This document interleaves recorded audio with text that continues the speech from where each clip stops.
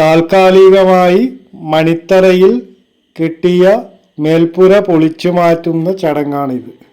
ഇത് പൊളിച്ചു മാറ്റുമ്പോൾ തന്നെ ചടങ്ങുകൾ കുറേയുണ്ട്. സ്വയംഭൂ വിഗ്രഹത്തിൻ്റെ സമീപത്ത് പോയി 3 തവണ ഓംകാരം ഉരുവിട്ട് പ്രാർത്ഥിച്ചിട്ടാണ് ഇത് പൊളിക്കാൻ തുടങ്ങുന്നത്.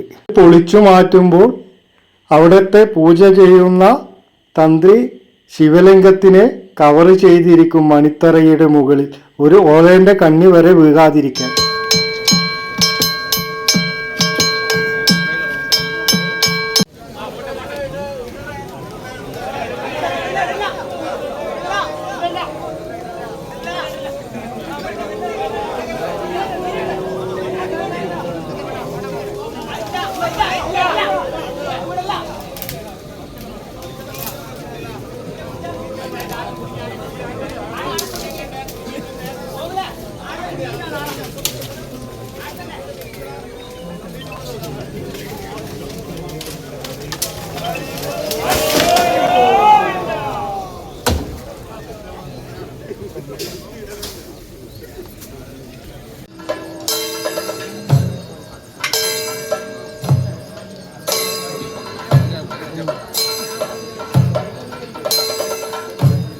എല്ലാവർക്കും അറിയുന്ന കാര്യമാണ്. ഉച്ചശീവേലി കഴിഞ്ഞ് ആന തിരിച്ചു പോയി കഴിഞ്ഞാൽ സ്ത്രീകൾക്ക് അങ്ങോട്ടേക്ക് പ്രവേശനമില്ല.